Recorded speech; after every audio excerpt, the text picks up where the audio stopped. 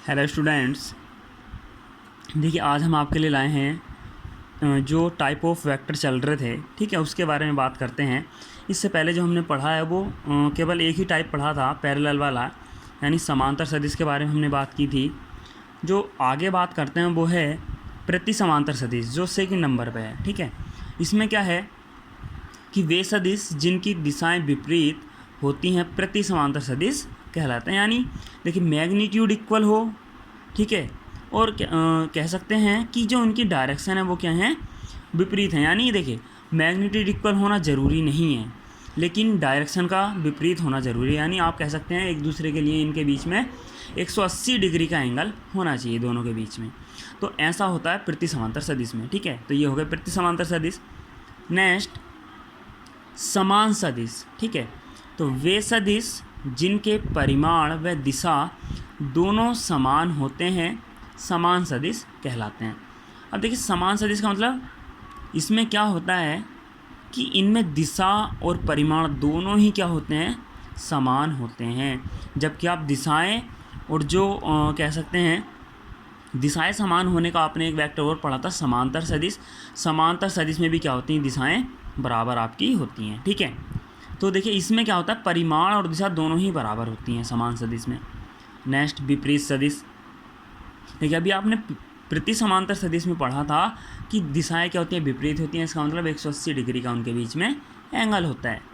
लेकिन यहाँ विपरीत सदिश में जब हम बात करते हैं तो विपरीत सदिश वे सदिश जिनके परिमाण तो समान किंतु दिशाएं अलग अलग होती हैं विपरीत सदिश कहलाते हैं। इसका मतलब दिशाएं तो विपरीत होंगी प्रति समांतर सदिश की तरह, लेकिन इनकी जो मैग्नीट्यूड होगा, यानी जो आप कह सकते हो परिमाण होगा, वो इक्वल होगा, ठीक है। क्या होगा, इक्वल होगा। अब बात करते हैं शून्य सदिश की। देखिए शून्य सदिश का मतलब, देखिए ये वे सदिश जिनका परिमाण शून्य हो शून्य सदिश कहलाते हैं। यानी आप अगर किसी सदिश के परिमाण की बात करते हैं तो परिमाण अगर शून्य आ जाए तो वो हो जाता है उसका मान 0, ठीक है। तो उसी को बोलते हैं शून्य सदिश। नेक्स्ट है एकांक सदिश, ठीक है।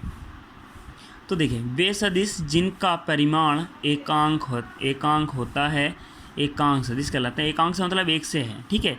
इनके प्रतीक के ऊपर कैप लगाया जाता है, ये जो आपको दिख रहा है ये इसको बोलते हैं कैप। तो जैसे कोई ए है, ए वेक्टर है, तो उसकी जैसे ये एच लिखा हुआ है तो इसके ऊपर लिखा हुआ है एच कैप। या इस अगर मैं इसको स्मॉल एन बना देता तो ये हो जाता, अगर मैं इसको स्मॉल एन बना के लिखता तो इसके ऊपर भी मैं कैप लगा सकता था इस तरीके से। तो इसको बोलते हैं हम एन कैप। या अगर मैं ए लगा देता या कैपिटल ए बना देता तो इसके ऊपर कैप लगा दूँ तो ए कैप, ठीक है, इस तरीके से। अब देखिए ये फिर है आगे एकांक सदिश का प्रयोग सदिश राशि का परिमाण ज्ञात होने पर उसे सदिश रूप में व्यक्त करने के लिए किया जाता है। यानी जो एकांक सदिश का प्रयोग है वो कहाँ किया जाता है, जब सदिश का क्या ज्ञात हो, परिमाण ज्ञात हो, तो हम क्या करते हैं उसकी दिशा व्यक्त करने के लिए इस एकांक सदिश का प्रयोग करते हैं। x, y तथा z के अनुदिश, यानी इनके x, y, z, x के जो एकांक सदिश होते हैं वो कौन कौन से होते हैं, क्रमशः i कैप, j कैप और k कैप होते हैं। यानी इनके जो एकांक सदिश है x, y, z एक्सिस के, उनके एकांक सदिशों को हम i कैप, j कैप और a कैप के रूप में लिखते हैं, ठीक है। समतलीय सदिश।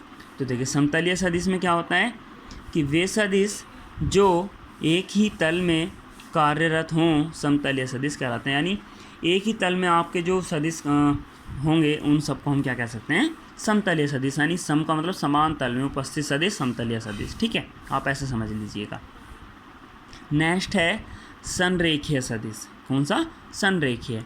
तो इसमें है वे सदिश जो एक ही रेखा पर कार्यरत हों संरेख सदिश कहलाते हैं। यानी जो सदिश, देखिए एक ही रेखा पे मतलब है यहाँ एक ही रेखा के अनुदिश कार्यरत अगर होते हैं जो सदिश, उनको हम संरेख सदिश के रूप में जानते हैं। यानी एक ही रेखा के अनुदिश, ठीक है।